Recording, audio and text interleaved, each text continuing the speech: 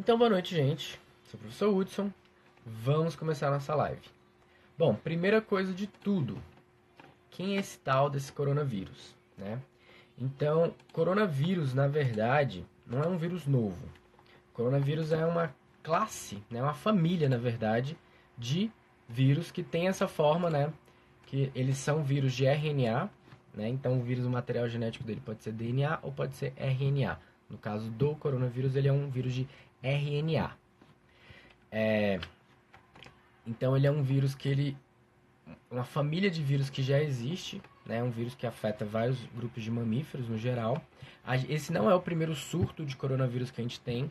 Em 2002 a gente já teve uma outra epidemia de coronavírus, que é a do SARS, que foi também iniciado na China. Foi em Hong Kong, se eu não me engano, em 2002, né? Gerou um problema. No caso desse primeiro SARS aí, em 2002, foi vindo de morcego. Do morcego conseguiu passar para o humano, beleza? Lembrando que não necessariamente significa a pessoa se alimentar de morcego, beleza?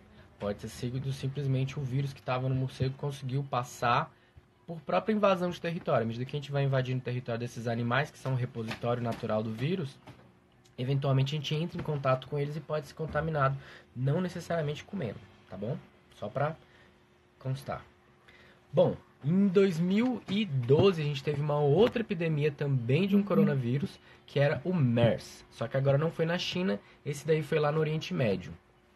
Todos esses dois que eu falei, eles causam uma síndrome respiratória aguda. Daí o nome, né? O primeiro foi o SARS, que é a sigla para Síndrome Respiratória Aguda Grave. Beleza? O MERS é a mesma coisa, só que foi no Oriente Médio.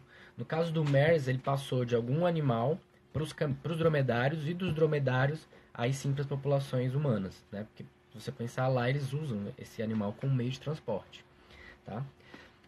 Não foi se alimentando de novo, tá? Foi pelo contato com o animal contaminado, acabou, o vírus conseguiu mudar, né? Respondendo uma pergunta aqui, o vírus conseguiu mudar de alguma forma, seleção natural, na verdade. Tentativa e erro. O vírus passou, se funcionou, está sobrevivendo. Tá? Então não é arma biológica, não foi criado, esse é um vírus que já existe na natureza em vários grupos de animais, tá? E agora que a gente tem esse novo coronavírus, tanto que no começo a gente chamava ele assim, antes dele ter um nome formal, era o novo coronavírus. Quando a gente fez o aulão lá no IESB, bem no comecinho das aulas, em janeiro ainda, quando o vírus estava só na China ainda, em alguns países ali perto, a gente chamava ele só de novo coronavírus. Hoje ele já tem um nome, é o Covid-19. Se for falar do nome do vírus, a gente chama ele de SARS-CoV-2, porque é a segunda síndrome respiratória que está sendo registrada do vírus dessa categoria. Beleza? Tá. Então essa foi uma introduçãozinha básica para o vírus.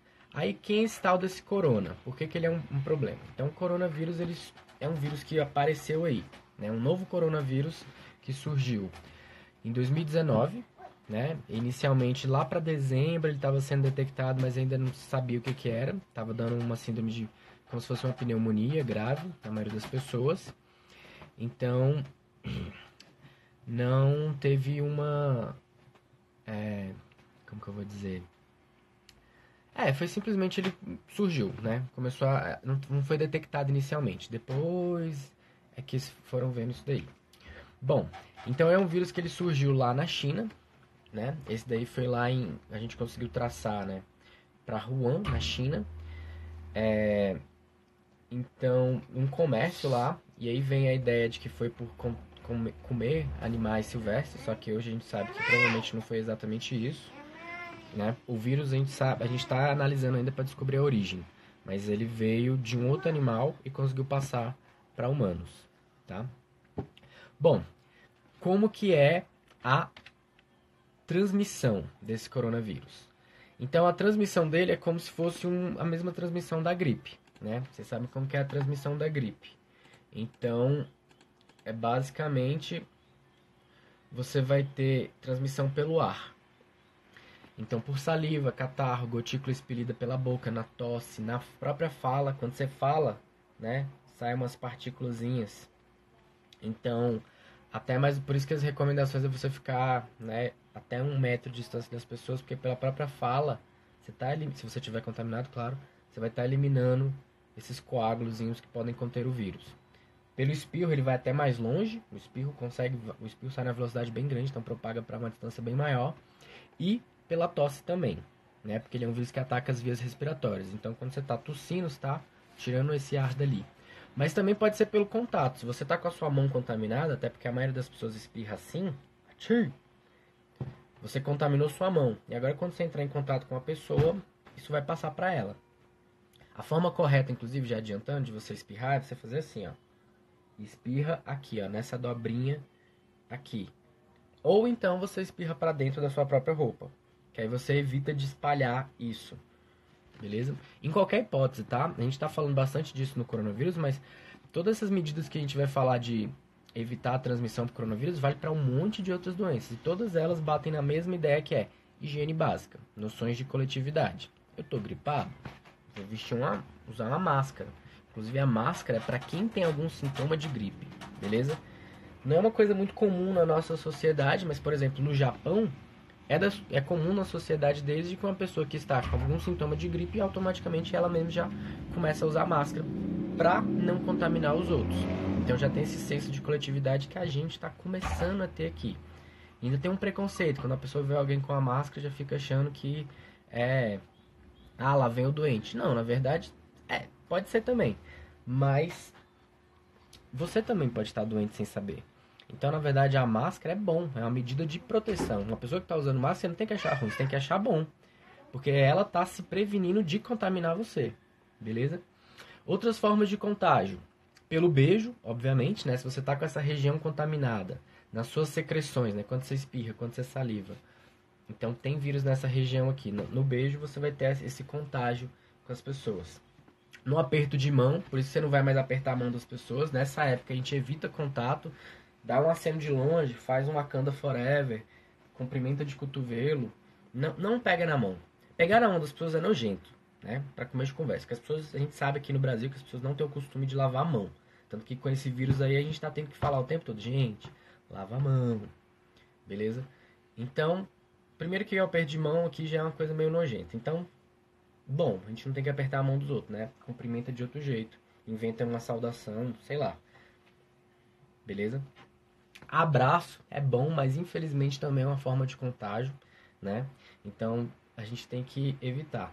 Fora o contato com superfícies contaminadas, como celular, maçaneta, corrimão, teclado, apoio de transporte público, porque o vírus ele tem uma taxa de sobrevivência, né? Já adiantando aqui, dependendo do material que tá, esse vírus ele vai conseguir resistir por bastante tempo. Por exemplo, nas partículas aerolizadas do ar, de um ambiente fechado, né? Quando as pessoas espirram, estão falando e tal, esse vírus ele pode ficar aí nessa poeira que fica circulando no ambiente fechado de 40 minutos até 2 horas e meia.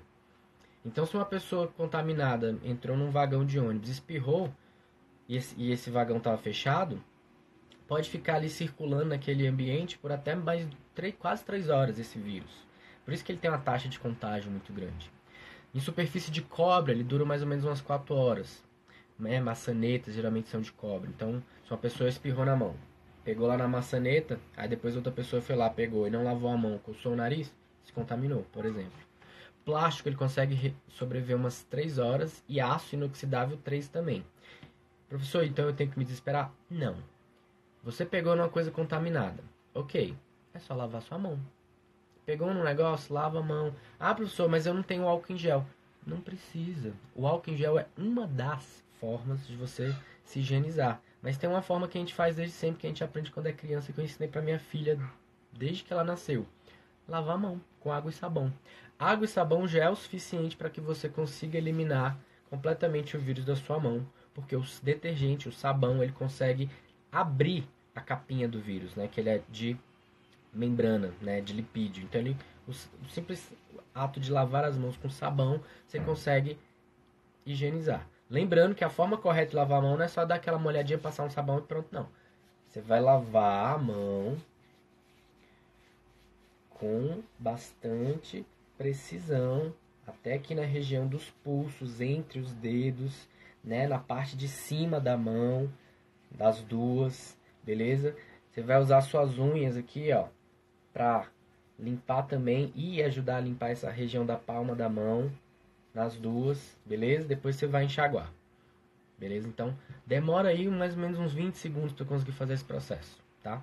Para aquelas pessoas que lavam a mão em 5 segundos, 20 parece muito, né? Mas são 20 segundos que consegue te deixar com a mão limpa o suficiente, beleza?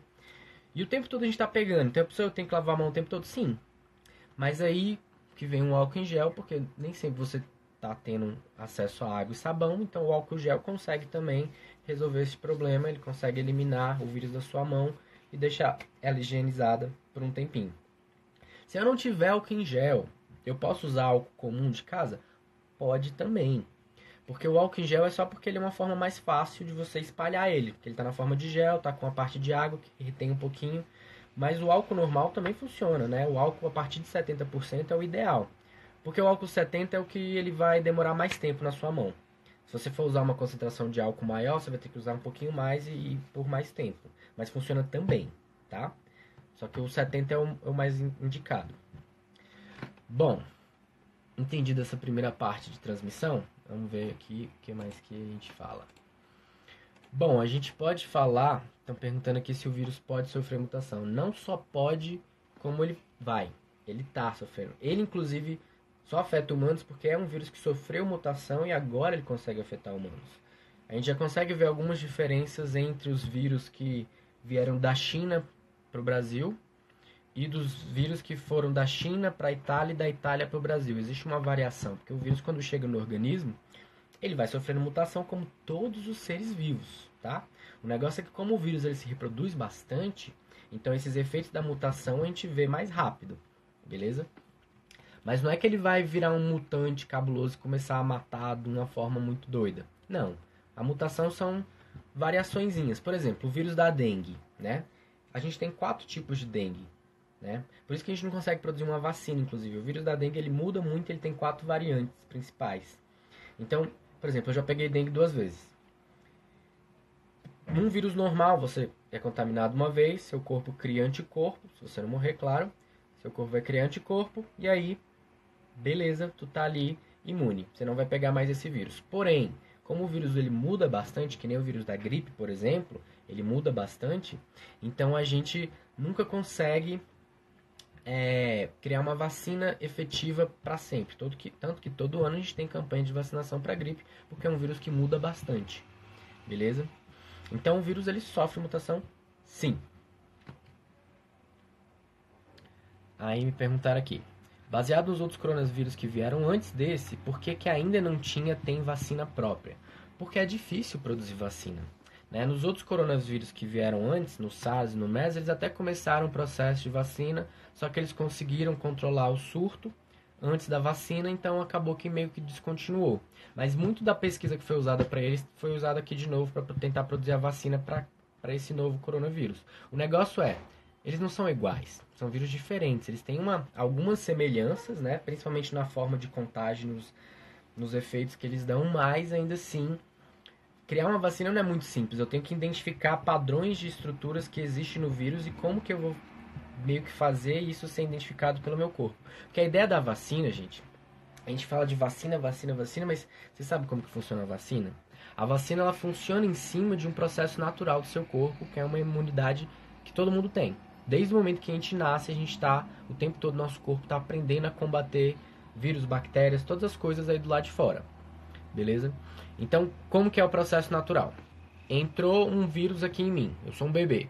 Primeiro, tava lá dentro do útero da minha mãe, tava lá protegidinho, beleza. Nasci, a partir do momento que eu saí do útero, eu tô em contato com o mundo, com o ambiente. E aí meu corpo vai ter que aprender a identificar todas essas coisas que não existiam lá dentro do útero. Então ele vai ter que entender que pelo de gato é um negócio que não vai matar o bebê, né? Aí vem as alergias, que é o seu corpo tentando resolver esse negócio. Tem gente que vai ter alergia muito grande, que é uma resposta exagerada do corpo a um processo.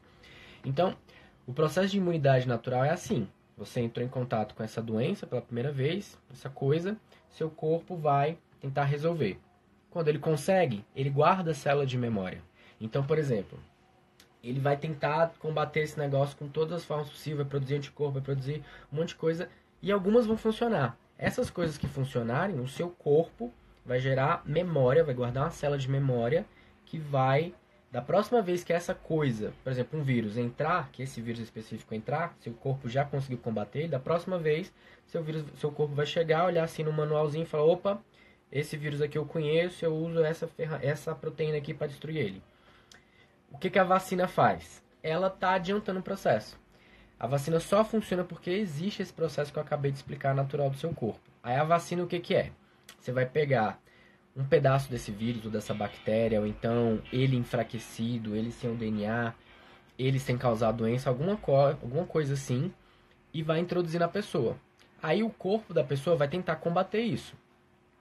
Só que aí como ele está desativado, não vai causar doença.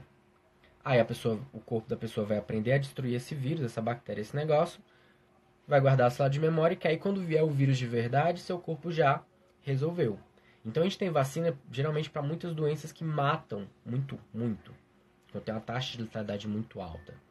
Então a ideia de você ter uma vacina para isso é porque, por exemplo, vamos falar sarampo. Sarampo mata muito. Só que a gente consegue fazer a vacina do sarampo, que aí você coloca esse vírus inativado, a pessoa aprende a combater, que aí quando chegar o vírus de verdade que poderia matar a pessoa, ela já não morre. Porque ela tem essa célula de defesa que está protegendo ela. Beleza? Deixa eu responder umas perguntas aqui. Dentro dessa mutação tem variações. A mesma vacina irá funcionar? Então, depende de quando ele tiver mudado. Por isso que a gente tem que correr para combater, né? Corrida contra o tempo para fazer essa vacina agora, com essas variações que a gente tem agora. Porque pode ser que ela realmente não seja efetiva para todo mundo. Mas, como o vírus ainda não é tão diferente, né? As variações em cada local, ainda tem como a gente fazer uma vacina que, até onde a gente sabe, vai ser efetiva. Só que a gente não tem nenhuma vacina até agora, tá? A gente tem várias produções em vários locais, né? Na China eles já estão testando, nos Estados Unidos também. Se eu não me engano, a Austrália estava com a pesquisa avançada também. Mas tudo isso leva tempo, gente. Leva tempo, tem que ter dinheiro, tem que ter investimento em infraestrutura. Então a ciência ela precisa do dinheiro, não é só quando vem a crise, não, ela precisa antes. E uma das coisas que está atrasando isso aqui é justamente porque a maioria dos locais, no mundo inclusive, não estão investindo muito na ciência. Aí quando chega uma doença que nem essa, todo mundo corre atrás dos cientistas, mas... E aí, gente? A gente não faz ciência da dia pra noite, tá? Estão perguntando se é possível que prolongue por mais 15 dias. Olha, se a gente não conseguir controlar essa transmissão do vírus aqui, provavelmente vai ampliar, tá? Até então, a gente não sabe como que está acontecendo. Até a gravação dessa live aqui, né? Dia 19/3/2020, a gente ainda não tem nenhum caso de morte no DF. No Brasil, se eu não me engano, já teve uns 6 ou 7 casos de morte. Então, a gente tem que controlar antes disso virar uma coisa que nem tá na Itália. Então, todas essas medidas são preventivas para evitar que o negócio fique feio daquele jeito. Na Austrália tá morrendo, na Itália tá morrendo muita gente. E eles começaram que nem todo mundo, que nem aqui, começou poucos casos, só que não foram tomadas medidas e de repente a situação ficou fora de controle. A gente quer justamente evitar isso daí, para isso que serve essa quarentena. A máscara ajuda a prevenir o corona? Porque eu já vi médicos falando que não previne e outros falando o contrário. Quando que eu uso a máscara? A máscara eu vou usar se eu estou apresentando algum sintoma de alguma coisa, eu vou usar a máscara. Porque a máscara, na verdade, ela está evitando que eu contamine o ambiente e, por consequência, as outras pessoas. Se eu não estou com sintomas, se eu não estou doente, a máscara realmente não serve. Porque a máscara é para barrar da pessoa de contaminar o ambiente. Porque agora, se eu tiver num ambiente que esteja bastante contaminado, aquela máscarazinha ali clássica, ela não vai me impedir de me contaminar. Deu para entender? Então ela é mais para barrar a pessoa contaminada de contaminar o ambiente do que o contrário.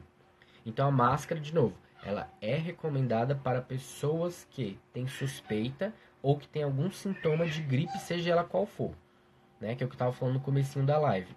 No Japão, eles usam máscara direto. Se a pessoa está com o mínimo sintoma de qualquer doença, ele já automaticamente usa a máscara, porque assim ele está prevenindo os outros. Não está resolvendo para ele, está prevenindo os outros. Beleza? Sem aula até o meio do ano? Não sei, Vitor. Depende de como que isso vai ser o andamento, tá? Matheus está perguntando se pode afetar outras partes do corpo. Na verdade, ele afeta, né? Vamos falar então sobre os sintomas do coronavírus. Ó, os sintomas mais comuns dele são tosse seca ou com secreção, febre, né, que é quando está acima de 37 graus, né, então a gente considera febre. Esses são os sintomas mais comuns. Além disso, tem os sintomas graves, que é quando você tem uma dificuldade respiratória aguda e insuficiência renal. Então esses são os sintomas mais graves.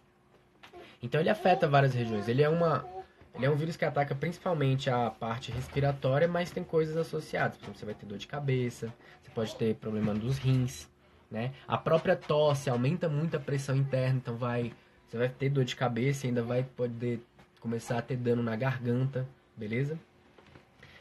Outros possíveis sintomas é dor generalizada pelo corpo, congestionamento nasal, inflamação na garganta, principalmente se tiver a tosse, e em alguns casos ainda tem relatado diarreia, beleza? Então, e a maioria desses sintomas, inclusive, é parecido com gripe e outras doenças, né? Dores no corpo, por exemplo, é um sintoma comum da dengue.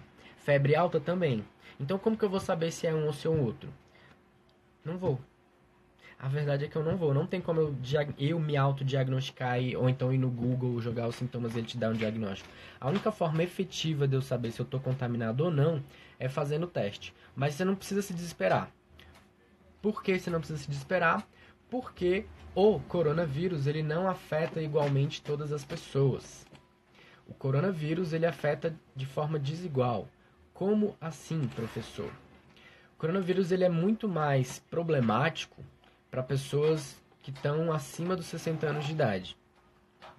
Então, pessoas idosas, né, pessoas que já têm problemas respiratórios e etc., essas pessoas já têm um problema maior, tá? Pessoas jovens, crianças, geralmente não tem muitos dados de infecções generalizadas. Crianças geralmente passam até de forma assintomática, ou seja, elas não desenvolvem a doença, mas tem o vírus dentro dela. Ou seja, ela funciona como propagador. Então, apesar dela não estar morrendo do vírus, né, não estar sofrendo a doença, ela pode ter o vírus nela e ela pode acabar transmitindo para os outros. Beleza? Então, por isso que a importância da gente controlar. Porque mesmo que eu não vá morrer dessa doença, porque a letalidade dele não é tão alta, eu posso estar contaminando outras pessoas, tipo pais, avós, pessoas mais velhas, pessoas que têm doença, crianças que têm algum problema respiratório, então elas estão mais suscetíveis a isso. É. Então, a gente tem que controlar o vírus não só pela gente, mas pelos outros também, tá? Quanto tempo você acha que vai levar para o coronavírus ser controlado no Brasil? Olha, isso depende muito das medidas que vão ser feitas, de como que vai ser a propagação. Por exemplo, lá na China, o vírus ele meio que já está em controle. Na China eles não estão relatando mais transmissão interna. As últimas transmissões que teve lá foi de gente que foi para a China e que estava contaminada e acabou contaminando gente lá. Tanto que boa parte dos hospitais que eles montaram lá de emergência já estão sendo desativados porque meio que já está controlado a situação lá. Mas ainda assim, né, a China teve uma resposta bem rápida, ela teve uma infraestrutura que ela desenvolveu para aumentar a quantidade de leitos, para aumentar o tratamento. A gente aqui no Brasil, a gente não sabe como que isso vai funcionar. Tem que ver vários fatores, né, a serem considerados. Um deles que a gente está fazendo é justamente essa quarentena para a gente tentar frear essa transmissão. Só que vários locais não estão fazendo essa quarentena, tem várias faculdades que não liberaram os estudantes. Numa faculdade, por exemplo, você tem pessoas de várias cidades que vão frequentar isso, às vezes até de estados diferentes. Imagina, essas pessoas entram em contato ali e levam isso para os estados de origem. Então é um perigo muito grande. Por isso que a gente faz essa interrupção dessas regiões. Beleza? Beleza, que mais? Um jornal falou que pelo menos uns 18 meses para produzir uma vacina efetiva. Vacina demora, a verdade é essa. Não tem como a gente saber exatamente quando que ela vai estar pronta, se vai estar pronta, porque a gente tem que fazer primeiro os testes, né, depois o teste humano, ver se tem uma efetividade, tudo isso demora, tá? E, por exemplo, se não foi efetivo, quer dizer que a gente vai ter que voltar e tentar achar, né? Como a gente já falou e estão falando aí nos comentários, nos Estados Unidos eles já conseguiram produzir uma, tá em fase de teste, tá? Não é garantido ainda. Algumas pessoas estão usando. Na China também tá em fase de teste. eu acho que na Austrália também, mas ainda vai demorar um tempo, tá? O que você acha do álcool em gel? Bom, o álcool em gel, o preço do álcool em gel. O preço elevado do álcool em gel realmente é um problema, porque uma coisa é lei de oferta e procura, o preço aumentar porque tem baixa oferta. Outra coisa é abuso, né? Que as pessoas, né, estão fazendo. Tem gente que está comprando muito álcool em gel, não deixando para os outros, e não precisa. Eu já falei, água e sabão resolve. E também tem farmácias que já estão sendo notificadas pelo Procon que aumentaram muito o preço de forma desproporcional. Então isso é um problema até para a população, porque aí as pessoas que mais precisariam disso justamente para evitar o contágio não vão ter tendo, vai ter problemas, beleza? O vírus deixa sequelas? Bom, a gente tem relatos, né? Ainda é muito cedo para falar, mas algumas pessoas que se curaram já na China, foi observado que eles tiveram uma perda ali na capacidade respiratória de uns 20, 30%. Não tem como a gente saber se isso é só em decorrência do tratamento, em decorrência do estado de gravidade que deu ali, mas a gente não tem como saber ainda, precisa estudar esses casos, ver se essa redução foi momentânea, se ela vai ser pro resto da vida, a gente não sabe, né? A gente sabe que em alguns casos, sim, teve sequela, mas na maioria não, tá? Então, ainda assim, não é uma coisa tão preocupante. No plantão da Globo, que o governo decretou os médicos dessa atestada aos gripados e quem... Isso.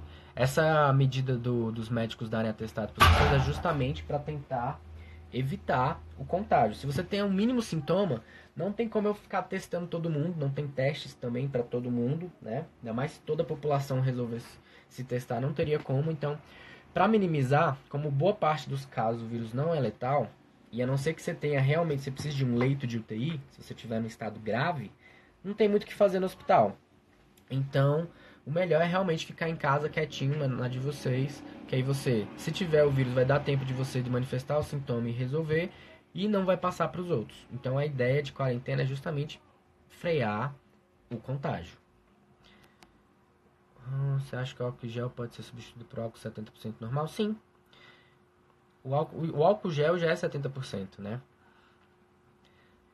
De novo, como eu falei, o importante é você lavar as mãos, higienizar corretamente as mãos. Se você estiver em casa, lava a mão, não precisa passar. Se você está em casa, não precisa de álcool gel, você lava com água e sabão mesmo. Um monte de pergunta. Estão falando que o vírus irão ser controlado e irá voltar ainda.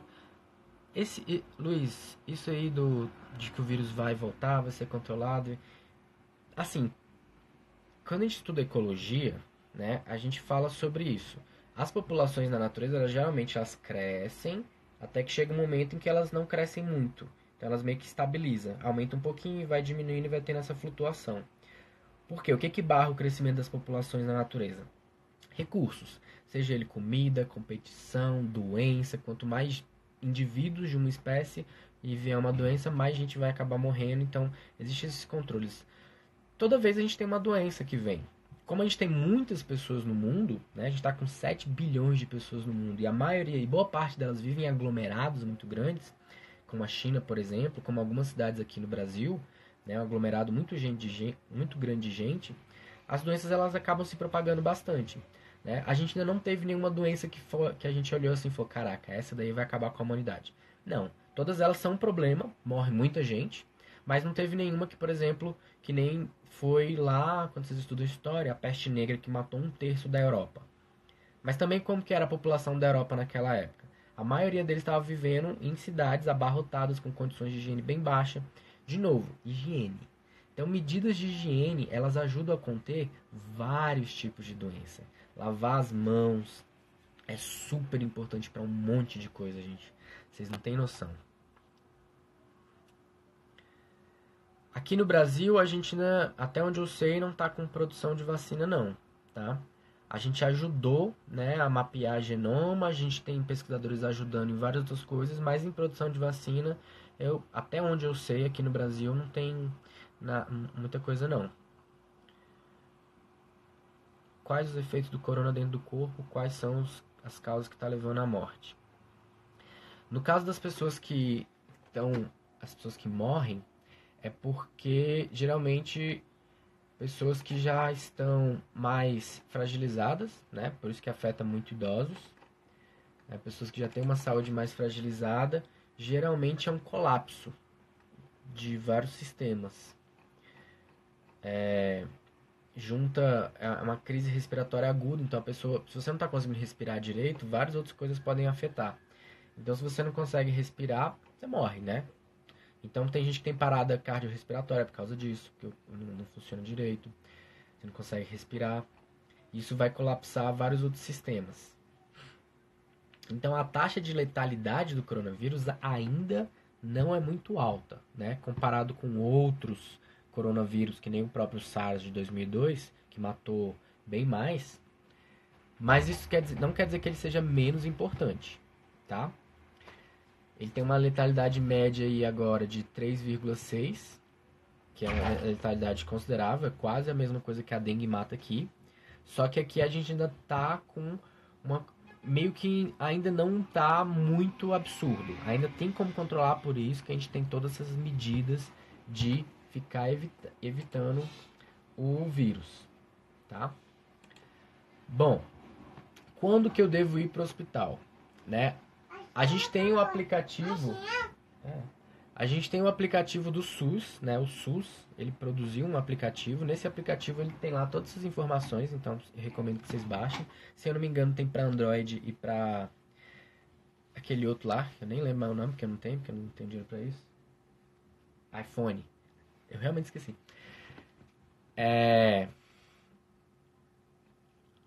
Beleza.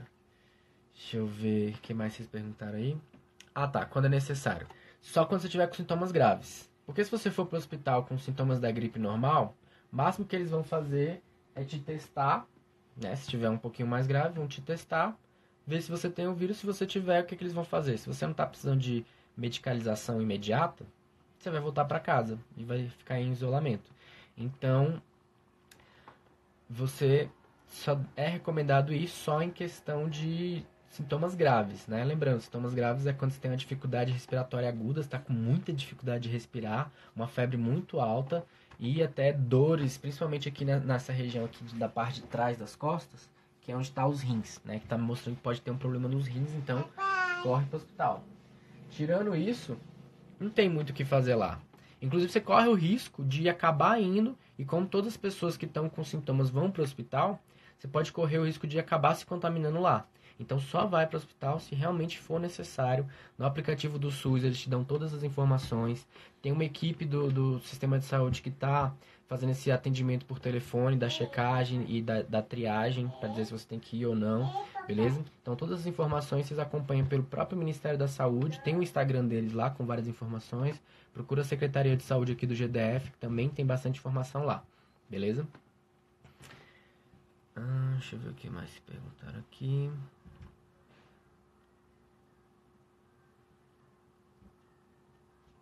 Beleza, gente. Mais alguma coisa aí vocês querem saber? Ó, a Raiz, ela trabalha no hospital, ela tá dizendo aqui, ó. Se não tiver febre e dispneia, eles nem fazem o teste. Então, até porque não tem muito o que fazer. Se você tá com sintomas iniciais, vai para casa, espera, vê se melhora. Porque tem gente que não entende isso. O vírus, a gente não tem uma cura para ele ainda, mas o nosso corpo consegue combater. Então, o que acontece? O processo natural de... É o processo natural do seu corpo resolver qualquer infecção. Você vai ficar... Quando você fica uma gripe, a gripe ela mata, mas geralmente as pessoas sobrevivem. Como que você sobrevive? Seu corpo consegue resolver. Com o coronavírus é a mesma coisa, é o seu corpo que consegue resolver. Então, por isso que você vai ficar em isolamento para, enquanto o seu corpo está resolvendo, você não contaminar os outros. Beleza? Então, no geral, para a maior parte da população, ele não é muito problemático, mas como a gente tem esses grupos de risco, que são os idosos, que são pessoas que já têm algum problema, alguma outra complicação, a gente tem que se prevenir. Isso quer dizer que ele não mata gente jovem? Mata também, gente. Mata bem menos, mas ainda mata. Beleza? Então, por isso que a gente tem que prevenir. Como não entrar em pânico? Porque ainda não é época de pânico. a gente tem várias outras doenças, por exemplo, a dengue, né? A dengue, a gente tá com 8 mil casos de dengue aqui. O que foi, bebê? A gente tá com 8 mil casos de dengue.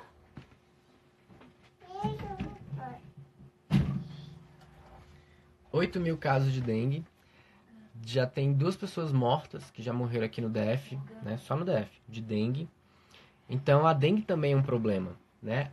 Não menosprezando o coronavírus, tá? A gente tem que continuar tendo as medidas de combate, prevenção a ele, mas não podemos esquecer que existem outras doenças que também precisam de uma atenção, como a própria dengue, tá bom? Deixa eu ver, o que mais que a gente fala aqui? Tá, deixa eu trazer para vocês aqui um panorama de como que isso tá no mundo, né? Então, no mundo inteiro, a gente está aqui com contabilizando. Peraí. No mundo, a gente está contabilizando aqui, ó. 207.855 casos confirmados de coronavírus. Lembrando que esses são os confirmados. Existem aqueles que nunca nem vão ser confirmados, são de pessoas que não tiveram sintoma, teve o vírus, resolveu e passou, ou então aqueles que teve um vírus, mas foi como se fosse uma gripezinha, então eles nem acharam que era o corona. Então esses números são bem maiores, né? Tem estatísticas que mostram que isso aí pode ser o dobro. E dessa galera toda, no mundo a gente tem aí mais de 9 mil mortes confirmadas em 166 países e territórios. Ou seja, por isso que ele foi chamado de pandemia. Ele está em vários continentes, contaminando muita gente. Só que pandemia não quer dizer que acabou, já era fim da humanidade, tá? Pandemia é simplesmente para dar um alerta de falar, ó, gente, tem que ser uma ação global para controlar esse problema, tá? Então, hoje a gente já tem muito mais morte fora da China do que já teve dentro da China, só para vocês terem uma ideia. A China, como eu já falei, ela já está controlando bastante esse vírus, né? Pela primeira vez, na quinta-feira, ela anunciou que pela primeira vez não teve nenhum novo caso de transmissão dentro do território. Teve 34 casos, só que foi de gente que veio para a China contaminado e contaminou lá. Então, lá a situação meio que já está controlada. O governo da Austrália e Nova Zelândia estão suspendendo, né, já as pessoas de entrar lá. Então, é uma medida de proteção. À medida que esse surto vai se espalhando, os países eles vão ficando mais protecionistas, né? No Brasil, a gente tem 603 casos infectados, né, em todo o Brasil, em 20 estados e no Distrito Federal. Sendo que desses aí, os mais preocupantes são São Paulo, Rio de Janeiro e o próprio Distrito Federal. Porque apesar de aqui no DF a gente não ter tantos casos, né, a gente tem proporcionalmente muito, né? Porque, por exemplo, São Paulo você tem São Paulo, quando eu falo do estado, São Paulo tem uns 20 milhões de pessoas, né? Por aí. Já aqui no DF a gente tem 3. Então a gente ter, que nem foi confirmado hoje, 61 confirmações aqui no DF é muito pro nosso estado aqui com 3 milhões de pessoas. Muito proporcionalmente, ainda assim, pouco em numérico, né, em quantidade numérica, mas em proporção isso é bastante. Isso porque as suspeitas ainda chegam até 235, né, de pessoas que estão sendo testadas, sendo avaliadas e tal. Então a gente já tem transferência interna. Isso quer dizer que antigamente, até semana passada, todas as pessoas que estavam sendo detectadas eram pessoas que vieram de fora e pegaram o vírus lá fora e acabaram vindo para cá. A partir de agora a gente já viu que essas pessoas que vieram do exterior, contaminadas, já contaminaram pessoas aqui dentro. A gente chama isso de contaminação interna, transmissão local. Beleza? Quando você tem uma transmissão local, aí que é problemático. Porque se as medidas tivessem sido tomadas lá no começo, quando falou-se de coronavírus, já tivesse esse isolamento das pessoas, beleza, porque o vírus não ia chegar aqui sozinho. Pessoas têm que trazer. Se a gente tivesse esse isolamento inicial, estava contido. Mas como não teve isso inicialmente, teve vários casos das pessoas até não saberem, não procurarem. Então a gente já tem essa transmissão interna. Então a tendência é que esses números vão crescer, tá? E é justamente porque esses números vão crescer que a gente tem essas medidas de evitar o contágio para aumentar o mínimo possível esses números. Eles vão aumentar, não tem como a gente resolver isso. Mas a gente vai tentar minimizar. Minimizando isso, quer dizer que tem menos pessoas contaminadas ao passar do tempo, consequentemente a gente não vai colapsar o sistema de saúde. Porque se todo mundo não continuasse a vida normal, ia aumentar muito a quantidade de contágio em pouco tempo, então isso, a proporção de pessoas que ia precisar ser hospitalizada ia ser alta e a gente não tem leitos para tratar todo mundo. Agora, se eu diminuo a circulação de pessoas, isso quer dizer que eu estou contaminando bem menos as pessoas com o passar do tempo. Isso quer dizer que dessas poucas que estão sendo contaminadas, uma ainda minoria que vai precisar de leito de UTI. E vai ter para eles porque ainda está tudo disponível. Então, de novo, todas essas medidas são para, em vez da quantidade de contaminados crescer muito, ela vai crescendo mais ao longo do tempo. Evitando chegar, por exemplo, vamos dizer que esse meu dedo aqui é o máximo de leitos de UTI que tem. Se eu não tenho nenhum controle, o que vai acontecer? Vai crescer loucamente, não vai ter UTI para todo mundo, vai ter gente que poderia estar sendo tratada e vai morrer. Se eu diminuo essa transmissão em cadeia, quer dizer que eu estou deixando livre bastantes leitos, inclusive para pessoas que não estão de coronavírus, porque os leitos de UTI estão sendo usados por pessoas com outras doenças também, inclusive a dengue, né? Que ela tem sintomas também graves, você tem a dengue hemorrágica que precisa de tratamento, tá? Então a ideia é minimizar o dano. O vírus realmente ele vai vir, a gente não tem nenhuma vacina ainda, então ele vai vir, vai chegar, vai contaminar muita gente. A ideia é minimizar a contaminação diária, beleza? Eventualmente muita gente vai acabar sendo contaminada, mas quanto menos a gente conseguir reduzir isso, menor a letalidade, maior o tratamento para quem realmente precisar, beleza? Beleza. Mais alguma coisa pra gente falar, gente? Eu acho que cobrimos já boa parte das coisas. Se vocês mandem agora. A live já tá chegando em quase 1 hora, então vamos abrir essa última rodada para perguntas. Mandem aí vossas perguntas. Enquanto vocês estão elaborando pergunta, deixa eu responder já uma. O vírus não foi criado, tá, gente? Nem a China, nem os Estados Unidos, a gente teve que fazer uma pesquisa, né, para analisar todo esse vírus, para comprovar aquela mentira que estava vindo em grupo de WhatsApp, de que o coronavírus foi criado. Não foi.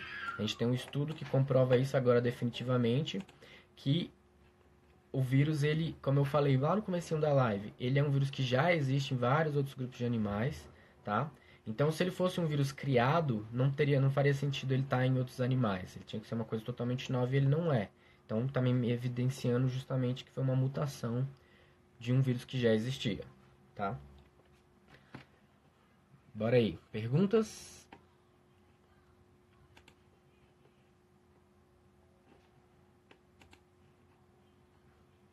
Não?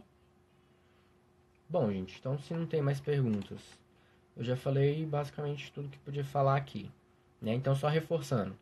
Tratamento. A gente ainda não tem nenhuma medicação específica, tá? A gente tem remédios que são usados para o tratamento dos sintomas. Não tem nenhum ainda que está sendo usado para combater o vírus. Tem alguns que estão sendo usados na China. Cuba conseguiu fazer alguns medicamentos que teve algum efeito positivo, tá? Na China também, mas nada exatamente que vai destruir o vírus, tá? Vacina, como eu já falei, você tem vários países trabalhando nisso, né? Estados Unidos, China, Austrália, beleza? Perguntando aqui, será que vai demorar para controlar? Então, não sabemos. A China, né, desde que ela começou a atender isso, lá no comecinho do ano, ela foi meio que conseguir mais ou menos controlar por agora. Já não está mais transmitindo tanta gente lá. Então demorou o quê? Quase 3 meses. Então, se a gente tivesse a mesma resposta da China, seria isso. Então, aqui eu imagino que ainda vai demorar um pouquinho, mas depende de como que esse vírus vai se alastrar. Se a gente conseguir fazer efetivamente essa quarentena funcionar, vai diminuir bastante, a gente consegue resolver isso num tempo menor. Se não, vai aumentar muito, vai gerar um efeito em cadeia, tá? Que tipo de alimentação ajuda? Não tem uma limitação específica, é comer bem, principalmente frutas cítricas, né? Vitamina C ajuda na imunidade, dormir bem, né? O sono, durante o sono, seu corpo meio que faz uma faxina interna, então melhora a imunidade também. Dormir bem não significa dormir muito, tá? É qualidade de sono, é dormir aquelas horas que sejam suficientes para você se acordar bem. que é aquela mais ou menos ali, aquelas 8 horas de sono, pode ser 7, pode ser 9, depende da pessoa. É muito mais a qualidade do sono do que a quantidade de horas. Quanto tempo você acha que essa quarentena vai durar? Depende de como ela está sendo feita. Se ela estiver sendo bem obedecida, se a gente vê que realmente impactou, que a curva de crescimento de contaminação diminuiu ou meio que estabilizou, a quarentena vai durar menos. Se isso não estiver acontecendo, a tendência é que ela vai aumentar até resolver essa questão, tá? Qual a chance de isso durar mais tempo? Acho que eu acabei de responder, né? Por tabela.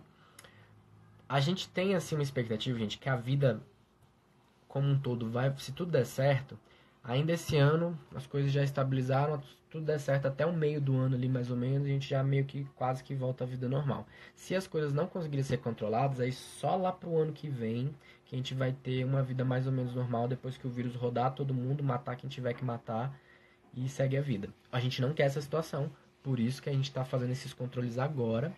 É melhor você ter um impacto na sua vida agora do que ter uma taxa de letalidade muito alta na frente e demorar mais tempo. Eu não tenho como te responder isso, Vitória. Depende de muitos fatores, não tem como a gente saber. A Giovana fez uma pergunta interessante. Ó. Quem pegou e se curou pode pegar de novo? A gente viu algumas pessoas que isso aconteceu. Lá no Japão, teve uma senhorinha que ela se contaminou de novo, só que parece que na segunda vez o vírus veio mais fraco. Então, provavelmente o corpo dela já estava conseguindo ter algum combate. Então, sim. Só que a gente não tem muitas evidências, tem que acompanhar. Como é um vírus que surgiu agora, a gente tem que ver todos esses casos. E, no geral, várias instituições estão paradas, então esses tipos de pesquisa não são em todos os lugares que eles estão fazendo, tá? Esse acompanhamento das pessoas. Então a gente tem que acompanhar, não tem como a gente saber agora. Isso a gente vai entender melhor esse vírus ao longo do tempo, à medida que as pessoas forem se recuperando e a gente estudando elas, que a gente vai ter uma noção de como exatamente é essa questão, tá? Mas a gente tem algumas evidências de algumas poucas pessoas que se contaminaram de novo.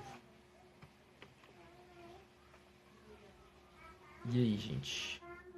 Temos 10 minutos para encerrar a live. Podem mandar aí as perguntas. Deixa eu ver se eu acho mais alguma coisa aqui interessante para falar para vocês.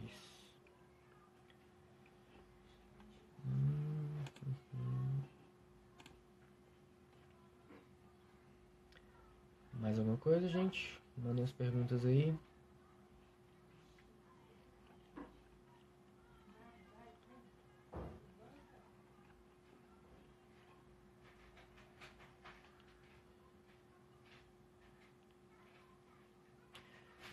Gente, a quarentena é importante, tá? Eu sei que é chato e tal, mas ela é para evitar uma situação mais drástica, que nem a da Itália.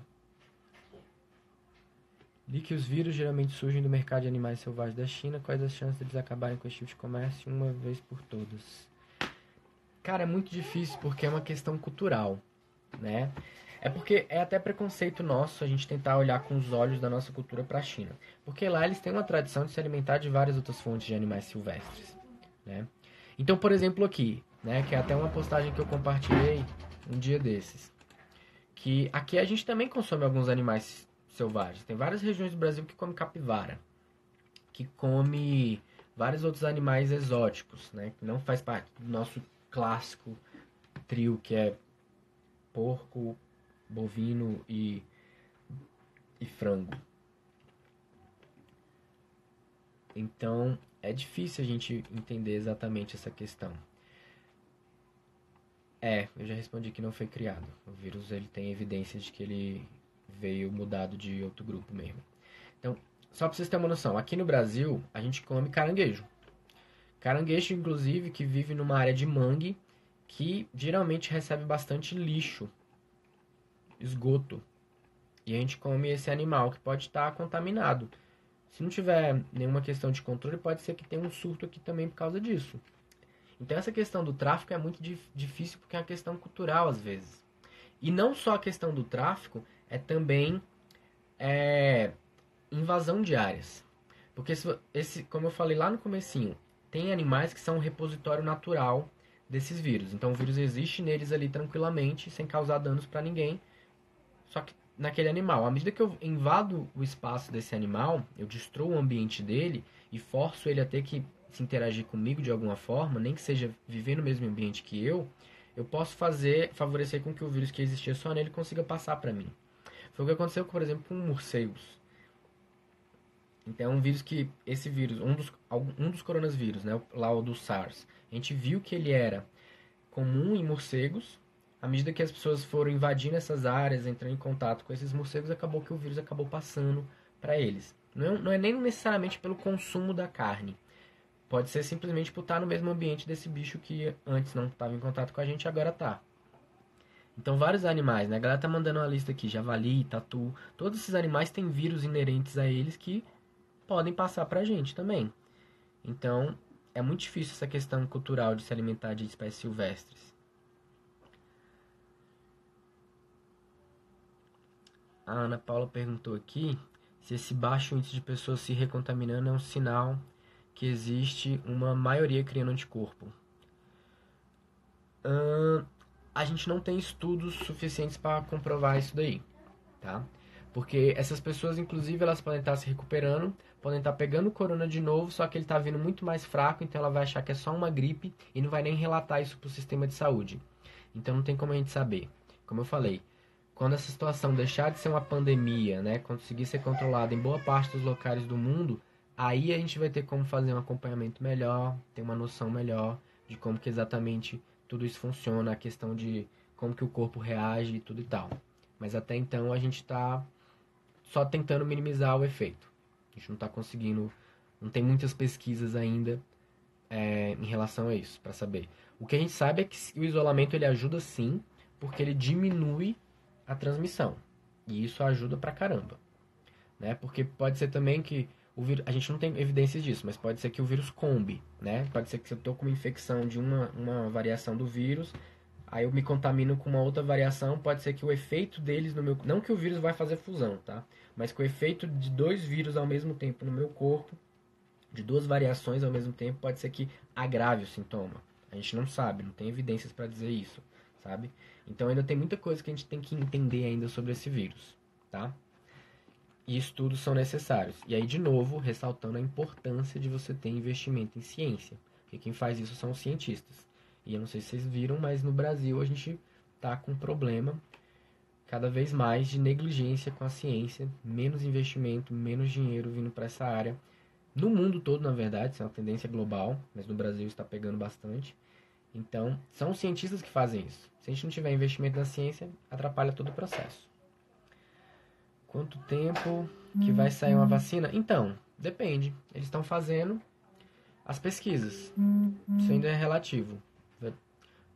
À medida que primeira vacina que foi inicialmente formada aí estiver dando certo, eventualmente vai ter a produção de larga escala e vai ser liberada para produção, mas ainda assim, tudo isso demora um tempo, alguns meses aí.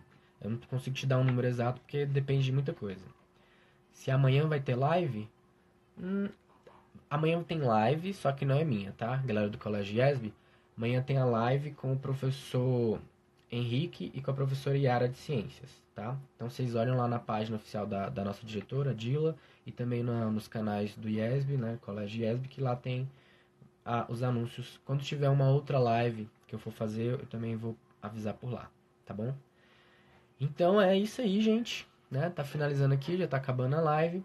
E esse comentário da Carol é ótimo, né? A ciência é tudo, né? Valorizem e defendam a ciência, valorizem e defendam o Sistema Universal de Saúde. A gente sabe que ele tem problemas, ele não é perfeito, não é ideal, mas ele está se provando que ele existia muito melhor do que se ele não existisse. Tanto é que os Estados Unidos estão sofrendo uma crise muito grave, porque lá não existe sistema de saúde universal.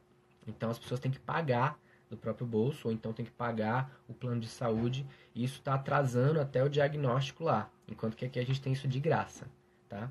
Então, valorizem o sistema de saúde, né? Inclusive, ele tem um aplicativo, baixem o aplicativo do SUS, que lá tem todas as informações, ele faz um diagnóstico, ele te aponta se você deve ir para o hospital ou não, beleza?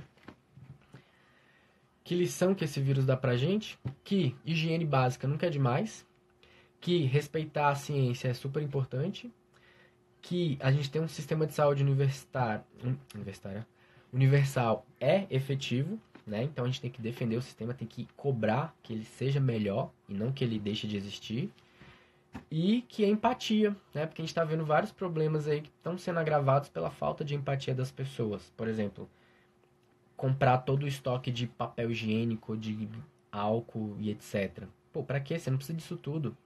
Isso é paranoia e falta de empatia, porque se você não está contaminado, é até bom que a pessoa tenha acesso a isso para evitar te contaminar. Então não é nenhuma medida eficiente, é puramente egocêntrica e burra, tá?